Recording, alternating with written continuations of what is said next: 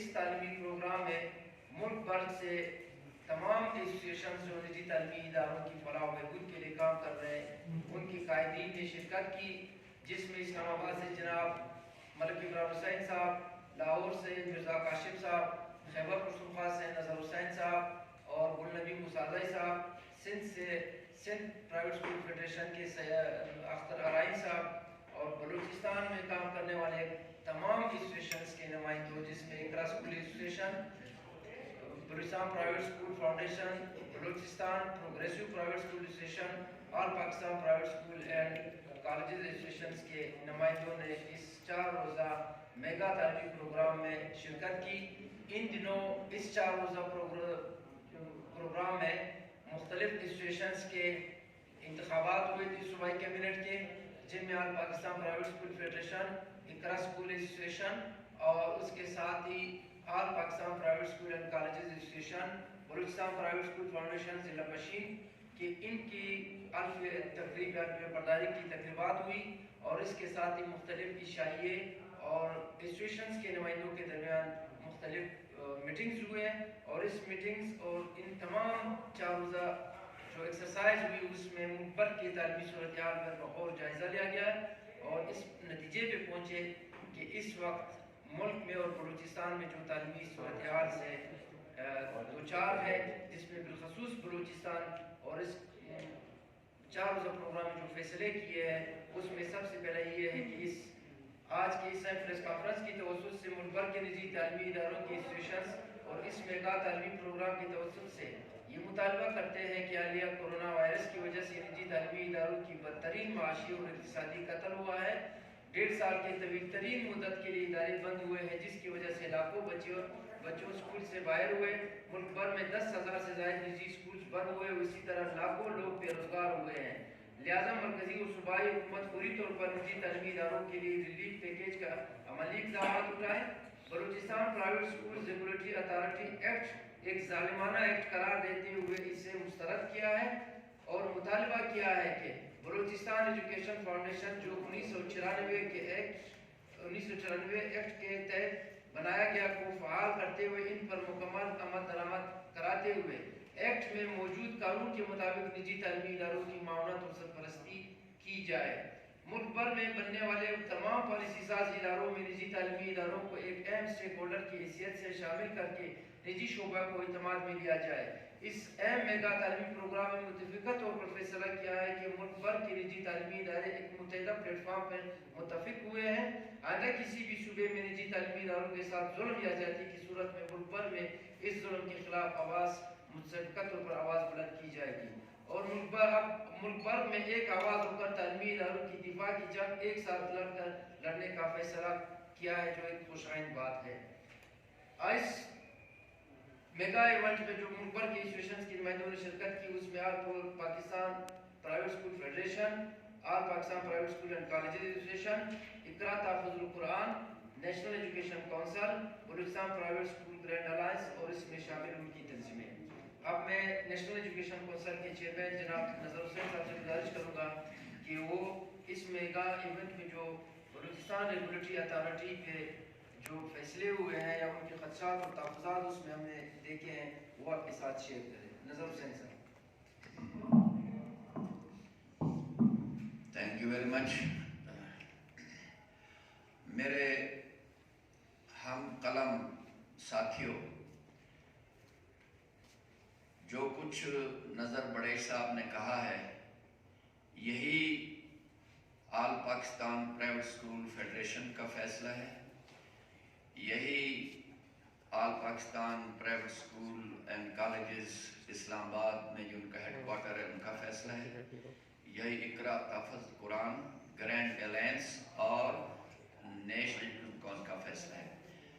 پہلا پوائنٹ کہ تعلیم کے میدان میں سب سے پسماندہ صوبہ بلوچستان کے چھوٹے اور مالی لحاظ سے کمزور اور کم فیسوں کے حامل تعلیمی اداروں کو پیکج دے کر ان کو فنا ہونے سے بچایا جائے، یہ بہت ہی ضروری ہے۔ یہ ہمارا اہم ترین پہلا مطالبہ یہ ہے، جس کی تفصیل ابھی نظر بڑے صاحب نے بیان کی ہے۔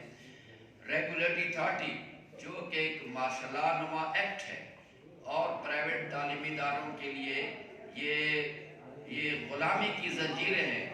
اگرچہ ہمارے صحافی بھائی اور والدین اس کی حمایت کرتے ہیں لیکن اس نے چونکہ ایکٹ کو نہیں پڑھا. یہ ایکٹ جو ہے دراصل یہ پرائیویٹ تعلیمی اداروں کی تباہی کا ایک وہ سامان ہے.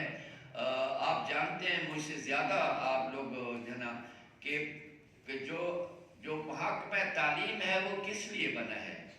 سرکاری اسکول محکمہ تعلیم کے انڈر ہیں تو پرائیویٹ اسکول کیا کوئی نئی دنیا ہے؟ تو پرائیویٹ اسکول اور سرکاری اسکولوں کا ایک ہی ہدف ہے. تو جس طرح سرکاری اسکول محکمہ تعلیم کے انڈر ہیں تو پرائیویٹ تعلیمی اداروں کو بھی ریگولیٹری اتھارٹی سے نکال کر محکمہ تعلیم کے تحت کر دیا جائے. اور اس وقت جو قانون موجود ہے ایجوکیشن کوڈ 1935 وہ بہترین قانون ہے. اس میں بچوں کے مستقبل کا تحفظ بھی ہے, اس میں والدین کی جو ہے آ رہا ہے وہ بھی شامل ہے اور اس میں پرائیویٹ اسکولوں کو بھی.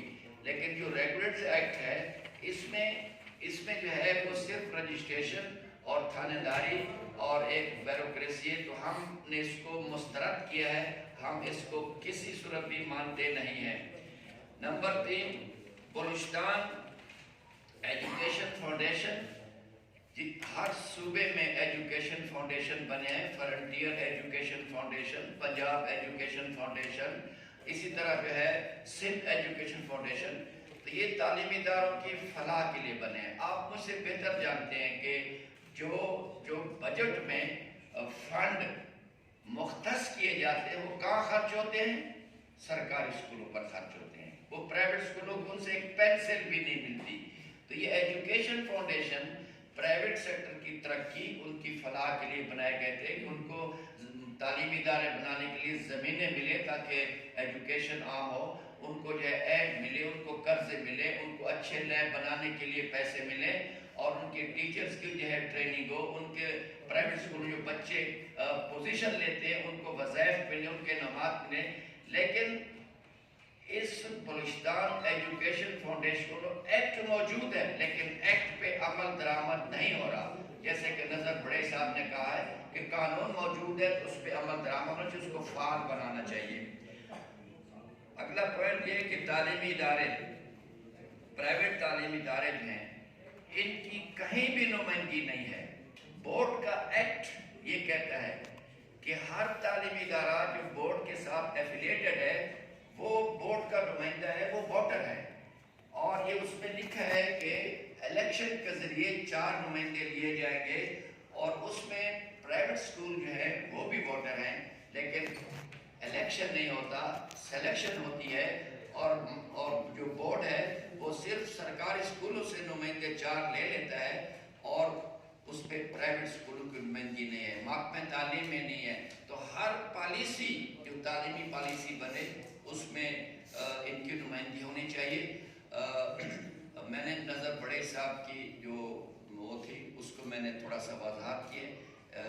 اس کے بعد ہمارے ساتھی ہیں اپنے کاشف مرزا صاحب, وہ بھی آپ کو انشاءاللہ مجھ سے بہتر جانے سے ہم سمجھا سکیں گے, بتا سکیں گے.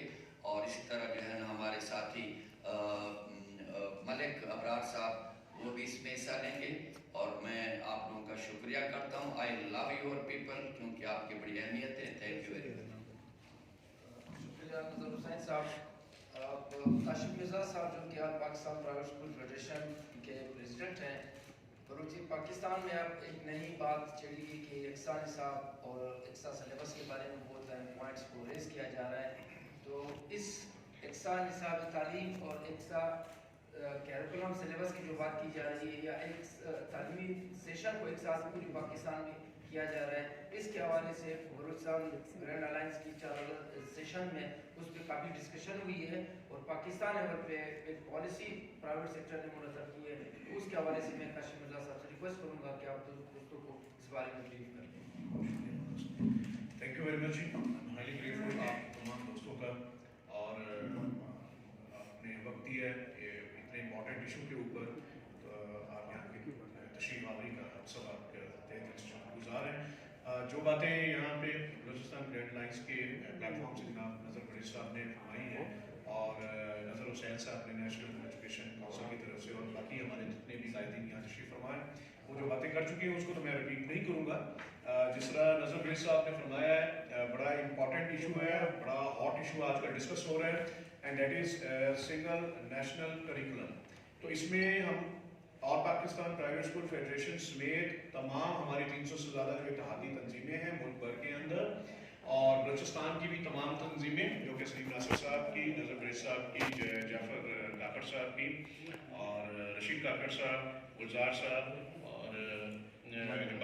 और इकरा स्कूल से हज़रत अली मसूद साहब की क़यादत में हम इस बात पे मुतफिक हैं और इस पर कंसेंसस है पूरे पाकिस्तान के अंदर कि ये हमारी नस्लों के साथ एक और संगीन मजाक हो रहा है। बहुत खूबसूरत नारा अगर आप बदनीयती के साथ लगाते हैं तो उसके नतायज जो है वो पूरी नस्लों को भुगतने पड़ते हैं। पीटीआई की गवर्नमेंट का जो मैनिफेस्टो था that was very clear कि 7% of the GDP they will invest and they will expand on the education sector। अब सब वो 7% of the GDP जो था वो सिंगल एजुकेशन सिस्टम के ऊपर था, not on single national curriculum. इसको थोड़ा सा ये टेक्निकल टर्मिनोलॉजी है, मैं थोड़ी सी कोशिश करूंगा कि आपको असिस्ट कर सकूं। सिंगल एजुकेशन सिस्टम के 4 कंपोनेंट हैं। The first one is single national curriculum, दूसरा है आउट ऑफ स्कूल बच्चों को तालीमी इदारों में वापस लाना, वो 2.5 करोड़ के लगभग है, 2 करोड़ 30 लाख से ज़्यादा। तीसरा जो उसका कंपोनेंट है वो है टीचर्स की इंडक्शन करना, हमें 2025 तक 25 लाख टीचर्स की ज़रूरत है और उनकी ट्रेनिंग की भी ज़रूरत है। चौथा इसका कंपोनेंट था quality education and vocational and technical education की प्रमोशन। अब क्वालिटी एजुकेशन का मतलब है कि जो आज भी हमारे 1,52,000 जो पब्लिक स्कूल थे जो पिछले 25 सालों के अंदर डिक्लाइन करके 1,31,000 रह चुके हैं, उनके लिए मजीद तालीमी इदारे बनाना, मौजूदा की 70% मिसिंग फैसिलिटी को कंप्लीट करना, आउट ऑफ स्कूल बच्चों को जब वो पाकिस्तान में वापस तालीमी इदारों में लेके आते तो इनको मजीद 1.5 से 2 लाख तालीमी इदारे चाहिए, लेकिन अनफॉर्चुनेटली 1,52,000 से कम होके 1,31,000 हो चुके हैं। वेयरएज उसको प्राइवेट सेक्टर को कंपेयर करें, वी हैव 2,07,000 प्राइवेट स्कूल्स। तो अब ये दो एक चीजें हैं। तीसरी हमारे पास एक बहुत बड़ी स्ट्रीम है, वो है मदारिस। 35,000 से ज्यादा जो है हमारे पास मदारिस है, जिसमें लगभग एक अंदाजे के मुताबिक 20 से 25 लाख के करीब स्टूडेंट्स पढ़ रहे हैं। फिर हमारे पास 65% यूथ है जो आज भी जिसको वोकेशनल और टेक्निकल एजुकेशन और बिलखुसूस जब हम बलूचिस्तान की बात करते हैं तो सीपैक और इंडस्ट्रियल जोन और गवादर की अगर हम मद्देनजर रखते हुए स्ट्रैटेजी अपनाते हैं तो हमें इस वक्त बहुत ज़रूरत है फौरी तौर पे 15 से 20 लाख हुनरमंदों की, जो कि बलूचिस्तान से किए जा सकते हैं अगर हमसे वोकेशनल ट्रेनिंग जो है अदारों को मजबूत करें और उसके लिए बजट रखें और बजट के अंदर हम बलूचिस्तान को बिलखुसूस जो है फोकस करें। अब ये वो सारी बातें थी जो कि पीटीआई के मैनिफेस्टो में ये सारी चीजें क्लियर थी। 7% जीडीपी के खर्चने के बाद हुआ क्या है, इन्होंने जो एग्जिस्टिंग 2.2% जीडीपी का था उस पर भी कट लगा दिया और मुश्किल से 1.36% जो जीडीपी खर्च हो रहा है, जबकि होना ये चाहिए था कि आपने जो वादे किए थे किया क्या इन्होंने उसके उलट। जो सबसे आसान काम था जन्नत मुशर्रफ का वो मसौदा जो 2006 में बन चुका था उसको उठाया, उसको झाड़ फूट के नए कपड़े पहना के नारा लगा दिया 1 नेशन 1 करिकुलम, जबकि वो भी इनसे नहीं हो सका। और इस वक्त ओ लेवल स्ट्रीम को ए लेवल स्ट्रीम को मातरबिदर आज़ादी दे दी गई है, वो असेसमेंट के थ्रू ही आपके अंडर आ सकते थे, जबकि असेसमेंट में इन्होंने पहले तो 2.5 साल के बाद जो इन्होंने बड़ा कारनामा